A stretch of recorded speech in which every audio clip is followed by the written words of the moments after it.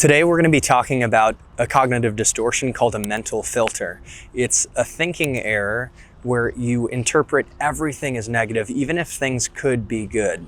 If we can learn to recognize when we're looking at the world through negative mental filters, we can reduce symptoms of anxiety and depression and avoid self-sabotage. You guys ready to dive in? A mental filter can lead to a decidedly pessimistic, negative point of view by only focusing on the negative.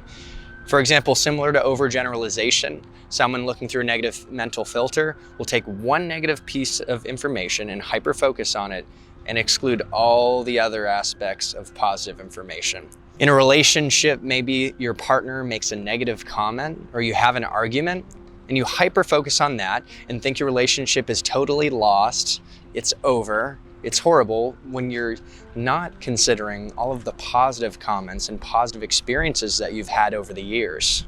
Call me Captain Obvious, but there's no upside to negative thinking. Another example of a mental filter is what we talked about last week, overgeneralization, where you take one negative experience and extrapolate it to all future experiences, like you're doomed to an endless cycle of negativity. For example, someone cheats on you, and you assume that all women or men are cheaters, and you're gonna just keep getting cheated on, and you can't trust anyone. So you close yourself off to finding the love of your life. Another example is if someone breaks up with you and they tell you it's because of a specific flaw you have. And then you think because of that flaw, you're destined to be unlovable, and people will keep breaking up with you when they discover who you really are and how flawed you actually are. Mind reading is another thing that folks who look through a negative mental filter fall prey to. I've experienced myself. Mind reading is when we assume that we know the thoughts, feelings, and intentions of another person when we don't even have any evidence to back up that perspective.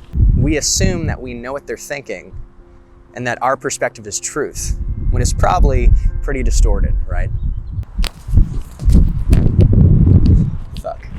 It's easy to get into a spiral of negative filtering after a series of negative experiences. All of a sudden, we start being primed to look for danger and threats. This type of negative filtering is a real burden. We start to become recluses, and we miss out on experiences and damage our relationships too. You like someone romantically, but because you've been hurt in past relationships, you're cold towards them. You're not willing to open up, and you're looking only for their flaws. When in reality, they might be sitting there waiting to love on you and might actually have your best interest at heart. Or you're invited out to dinner and you don't think there's gonna be that many people that you actually like hanging out with. You think the food might not be good and it's gonna be too hard to get home. So you end up staying home when in actuality you could have gone out and had a great night. Maybe you see a job that you're really interested in, but you don't apply because you're worried that you're gonna make yourself look like a fool. You're not gonna do well in the interview. I'm a piece of shit. I suck. Or maybe the people there won't like you. Maybe you're worried about not being good enough, when in reality, you might be the exact person they're looking for. And finally, maybe you want to start going to the gym, but you're focused on the negative, thinking it's gonna take so long to get over there and I don't want to do it after work. People are gonna look at me and it's gonna be awkward at first because I haven't worked out very much, or I'm gonna hurt myself. When in reality, you could go and discover a new passion, make new friends, and feel really, really good about yourself. Well guys, I've got great news. Just like there's negative mental filtering, there's also a thing called positive mental filtering. You know those people who see the good in every person, every situation? They're super caring and joyful. You can become that person if you practice these two key strategies. Strategy number one, positive naming.